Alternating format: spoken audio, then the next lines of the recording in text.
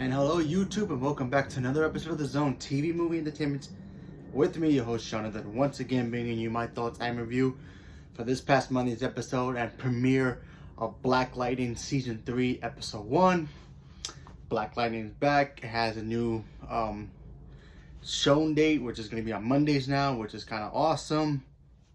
To basically, kick off the week of superhero shows that we'll be getting, even though technically, and it ends with Supergirl, but technically that kind of kicks it off. But Mondays technically really is the royal one. But anyway, so let's talk about Black Lightning. And spoilers if we haven't seen the episode yet, but this is a pretty big deal, and I really enjoyed it a lot. This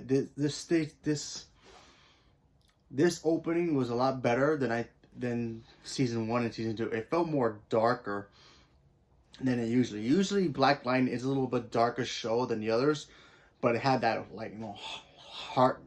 light-hearted tone, with the family and all that. So the last time we saw the Jeffersons, Jefferson and Pierce and his family, they pretty much stopped Tobias. They kind of locked him up, and the government came. They were gonna take the children off the the pods, kids, what they've been calling them, because they've been been affected with the green light. They got powers now, so all those kids woke up who were in the pods. Jefferson's wife, who was like the scientist trying to help them out, trying to get them back to normal, I guess, or try to rejoin society, as even though you have powers, but you gotta take it one step at a time. But then the government comes in, it's like, yeah, we're gonna take these kids and put them somewhere so we can deal with them and figure out a way to use them. Maybe use them for medical purposes, or obviously weapons purposes. Depends on which ones, and keep all the dangerous ones locked up forever. So they basically recruited Jefferson and his family to be the ones who are gonna be like the private security, if you will, to keep these metas in check. Well, they took Jefferson to one of their facilities. He's kind of like locked up, but he has like special privileges where he can do things on his own. He get to see his wife whenever he wants, because she literally works with him.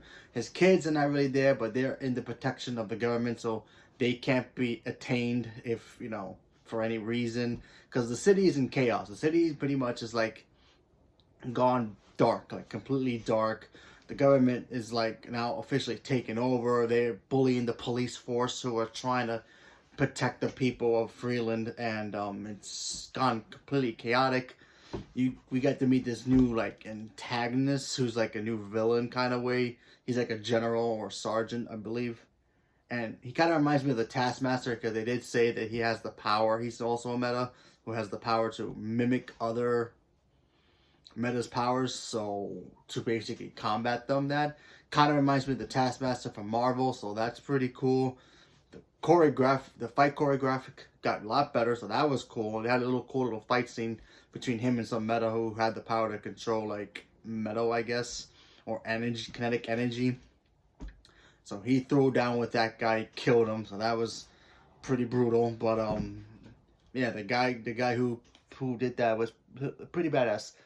And of course we have Gambi, and Jefferson's two daughters pretty much trying to take care of the city on their own without Black Lightning, because now the news reports are saying that Black Lightning disappeared again, but even though we know that the government took him.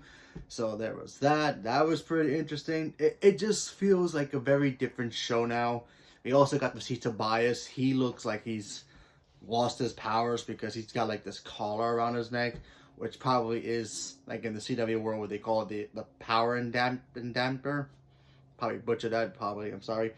But when they put something on you and then it takes away your powers, just like how when Flash does it, kind of like that. So he's wearing this weird collar. He looks much older, so he's trapped in there, and it looks like Jefferson wants to get out of there, but who knows how long he's gonna actually be in this prison. But I mean, they say that he's helping them out by letting them experiment on him and all this to get information. But we all know when the government's that sleazy when it comes to people who have powers, it's never a good thing. So my guess is he's probably going to eventually get out of there. he might have to ask Tobias for help. I was thinking about that because there's a scene in the episode where he sees Tobias. He's like, he feels thrilled that he's there, but then he also feels like, maybe I do need his help. You know, the way his face looked like kind of feels like he was saying that, but who knows? Maybe he'll break him out. Maybe the two of them will work together to get out.